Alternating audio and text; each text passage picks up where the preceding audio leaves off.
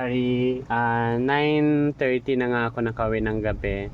At nung nag-check ako ng CCTV, itong dalawa, nanonood lang ng computer. Si Kenji, at saka, tingnan mo, nandiyan pa si Matabapi, at saka si Jiden, at saka si Carl dito sa likod, nag-ayos ng chicheria. So, maya-maya mga Sari, darating niyan yung dragon. Yung dragon. Ha? Huli.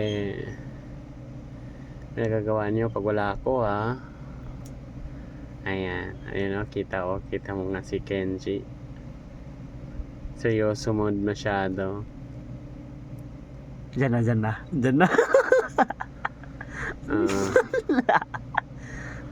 Nangyari na back and forth si Carl. Parang naminaw ko, parang may dumating Diyan na talaga. Slow mo naman. Ayan na. Imagine, tatlo sila sumundo sa akin. Darating na yung kanilang dragon. Ba't ka nagugpot-ugpot ato? Ayan na. Ayan, pumasok si Jiden. Ayan na yung dragon nila. Lumating na, nagpamassage at saka nag-grocery kasi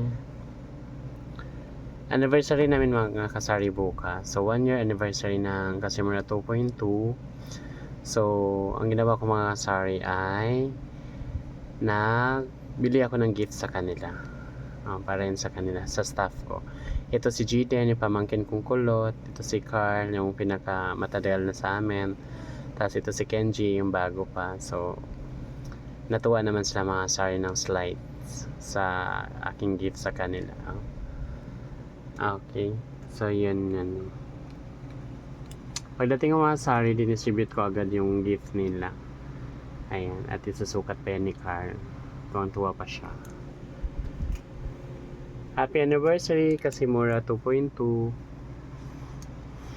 Ayan, si Jiden ay kinain yung cat food.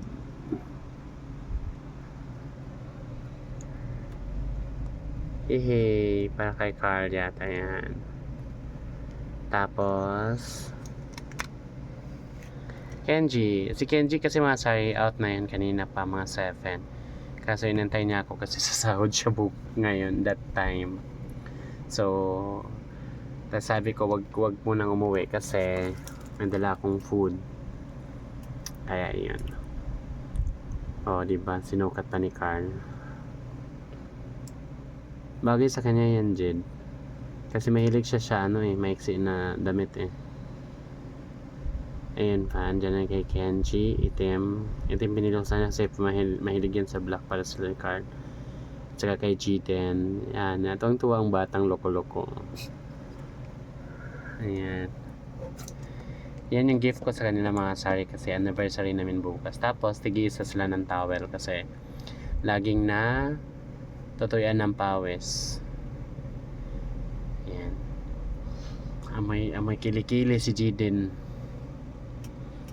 Ayan, may libreng batok pa.